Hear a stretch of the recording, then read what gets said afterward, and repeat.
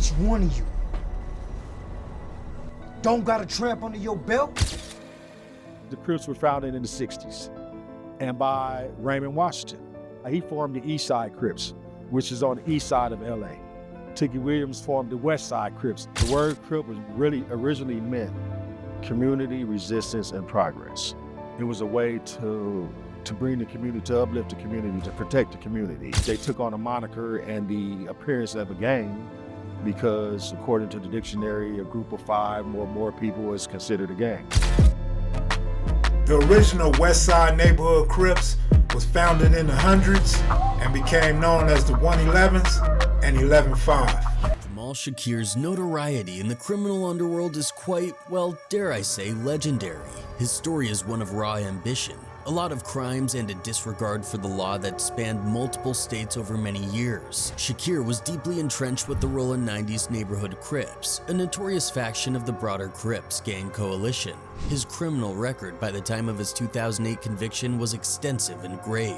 It included a series of ends, widespread drug-tea, intricate money laundering schemes, and numerous gun-related offenses. These were merely the most visible offenses in a vast array of illicit activities. Even as he was incarcerated and awaiting his sentence, Shakir was undeterred, actively scheming up new illegal endeavors, a testament to his relentless resolve. In the year 2008, a jury rendered a guilty verdict against Jamal Shakir for a plethora of crimes that dated back to the year 1994. These crimes encompassed multiple homicides, orchestrating a significant criminal network, extensive drug-tea operations, sophisticated money laundering ventures, efforts to conceal his criminal actions, and a host of gun-related offenses. Subsequently, in 2009, he received a sentence of 16 consecutive life terms, a reflection of the severity and breadth of his criminal conduct. This sentence marked the culmination of a notorious career in crime and a life spent in the shadows of the law. He admitted his guilt in a Nashville courtroom. Charged with conspiracy and helming a criminal empire, he was slapped with a 20-year sentence. But here's the kicker. Those years will be served concurrently with the heap of life sentences he's already got chained to his name for a laundry list of past transgressions. But wait, there's more. While cooling his heels in the clink at Nashville's Criminal Justice Center awaiting the judge's hammer to fall, Shakir wasn't just twiddling his thumbs. Oh no, he was allegedly masterminding a fresh wave of criminal plots. Picture this, a daring escape plan straight out of a Hollywood script, involving a chopper no less, nefarious schemes to silence witnesses who dared to cross him, and blueprints for armed heists and explosive fire bombings. And if that wasn't enough, he supposedly kept his fingers in the drug-tea pie. The Shakir saga didn't just end with him.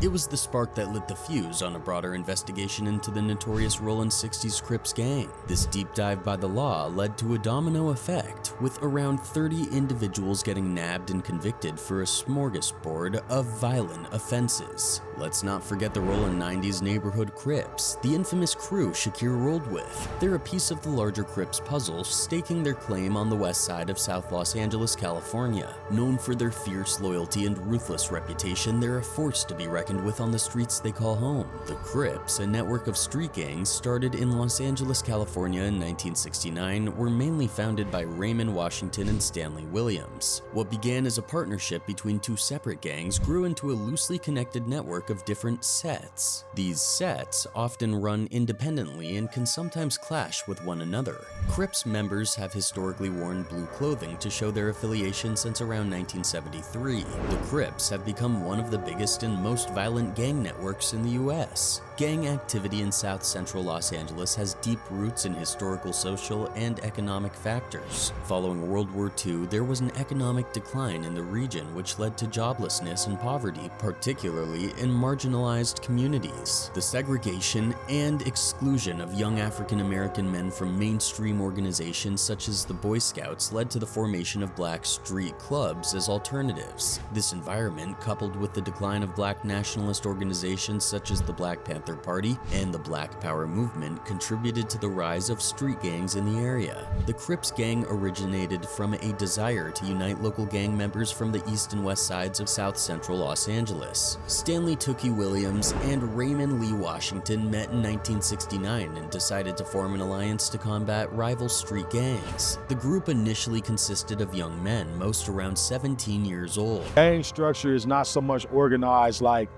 the mafia with underbosses and bosses and stuff like that. We didn't give titles like that.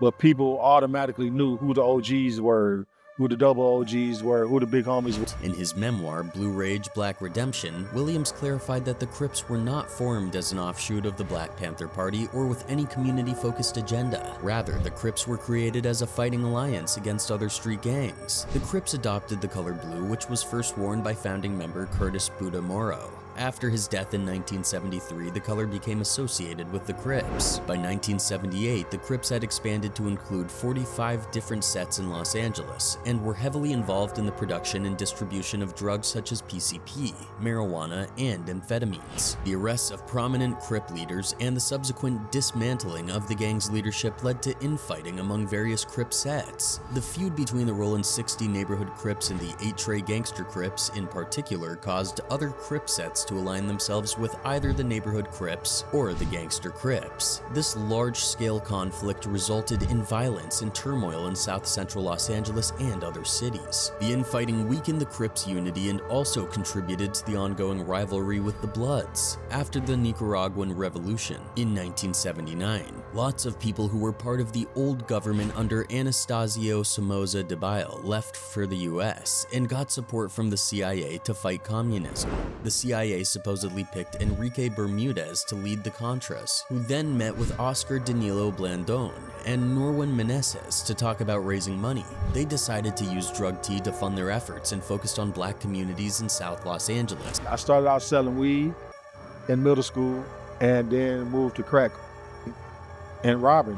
The Crips gang got a big boost in the early 1980s when crack coke exploded in popularity and Crip sets started selling it. The big profits pushed many Crips to set up new markets in other cities and states, so their membership kept growing, making them one of the country's biggest gangs by the late 1980s. By 1999, there were around 600 Crip sets with over 30,000 members involved in moving drugs across the US. As of 2015, the Crips gang had around 30,000 to 35,000 members across 800 different sets. They're active in 221 cities and 41 states across the US, with the most Crip sets found in California, Texas, Oklahoma, and Missouri. While the gang is mostly made up of young black men, there are also white, Hispanic, Asian, and Pacific Islander members. The Crips even began to expand into Canada in the early 90s, particularly in Montreal and Toronto. Back in '92, the LAPD estimated there were around 15,742 Crips in 108 sets, but other estimates suggested there were between 30,000 and 35,000 in 600 sets just in California. Some Crips have even served in the US Armed Forces, both on bases in the country and abroad. The Rollin 90s Neighborhood Crips are one of the many sets or subgroups that make up the Crips. Like other Crip sets, the Rollin 90s have their own unique identity and practices, but share some common elements with the broader Crips gang, such as wearing blue as a symbolic color. The Rollin 90s Neighborhood Crips have a complex origin that is described differently by various sources. According to one account, the Rollin 90s split from the Rollin 60s Neighborhood Crips but kept the Rollin Neighborhood Crips name.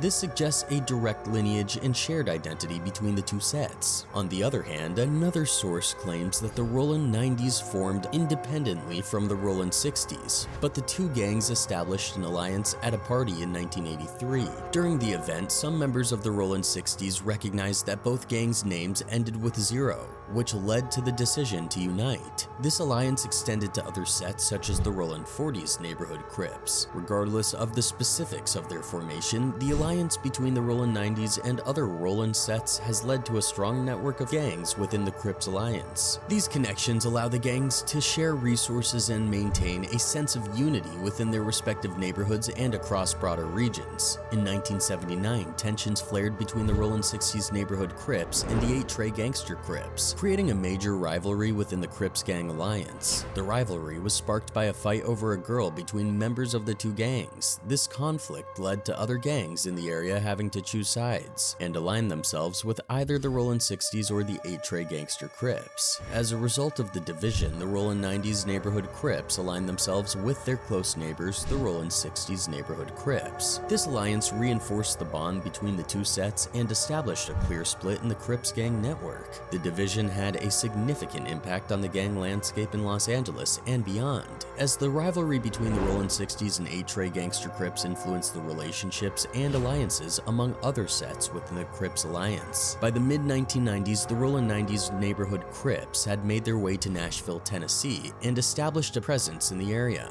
This Nashville branch of the gang, known as the East Nashville Crips, was founded by Jamal Shakir. The East Nashville Crips were involved in various criminal activities, including dareThe. Shakir and 2 other men from the set were charged with the M's of 7 people, a crime that highlighted the dangerous and violent nature of gang activity.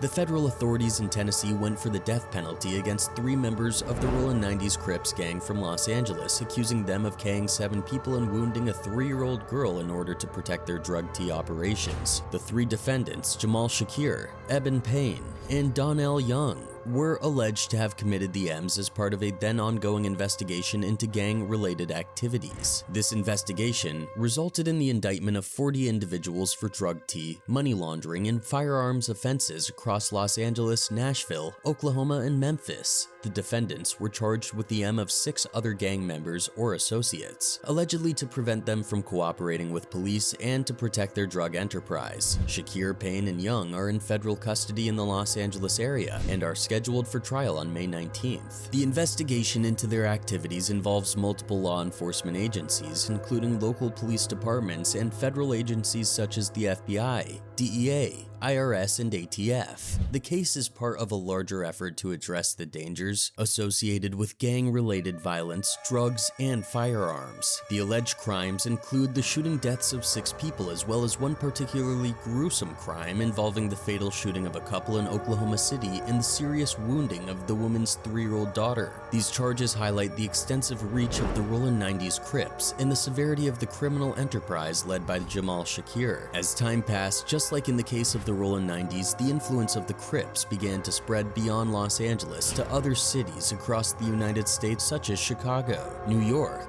and Atlanta. This expansion was often into areas where individuals faced similar challenges of poverty and discrimination. For many, joining the Crips offered a sense of belonging and strength, sometimes seen as the only option for survival in tough neighborhoods. The presence of Crip gangs in cities has had a significant impact. While some argue that they bring order and protection to neglected areas, the increase in crime rates, including dareThe and violence, is undeniable. This often creates a cycle of fear and instability within communities, affecting the quality of life and safety of residents. It's worth noting that even though gang life can be a topic of cultural fascination, the reality is way more complicated. It involves a mix of socioeconomic factors and the search for identity and support in tough urban environments. Gangs like the Rollin 90s Neighborhood Crips work in a complex, connected way that reaches across cities and states. They get involved in all kinds of criminal activities like dareThe, money laundering, armed robbery, and violence. These operations help fund their activities and solidify their grip on their territories. A crucial part of gang operations is maintaining control over their territory. By dominating specific neighborhoods, gangs establish a base for their criminal activities. This control is typically enforced through violence and intimidation, targeting rival gangs and even their own members to maintain order and assert dominance. dareThe plays a huge role in gang operations. Gangs exploit the high demand for illegal substances like crack coke, PCP, and amphetamines. The money they make from drug sales supports other criminal activities and allows gangs to extend their reach into new areas. This is clear in how the Rollin 90s Crips set up shop in Nashville, Tennessee, while still maintaining their roots in Los Angeles. Gangs also use money laundering to hide where their earnings come from and to fund more operations. They might funnel their dirty money through legit businesses or other financial channels to make it look clean and move it around. Additionally, gangs often employ strategic alliances and rivalries with other sets, allowing them to share resources and control larger territories. However, these relationships can also lead to infighting, which can destabilize the gang structure and lead to escalated violence. Recruitment is a key part of gang operations. Gangs focus on vulnerable youth in their neighborhoods to keep a steady stream of new members coming in. These young recruits often join seeking a sense of belonging, protection, or identity that they may not find elsewhere in their lives. I knew them very well. It comes down to, hey, you've been hanging around us a lot, you've been chilling a lot, you from the hood, let's make it official. you know? Jamal Shakir's story might have ended with him behind bars, but it also highlights the tough circumstances many young men face in underprivileged neighborhoods, the ongoing issues of systemic inequalities. Poverty and lack of economic opportunities creates a tough environment for people in these communities. These challenging conditions can steer young people toward gangs like the Rollin 90s Crips as they look for a sense of belonging, protection, and financial stability.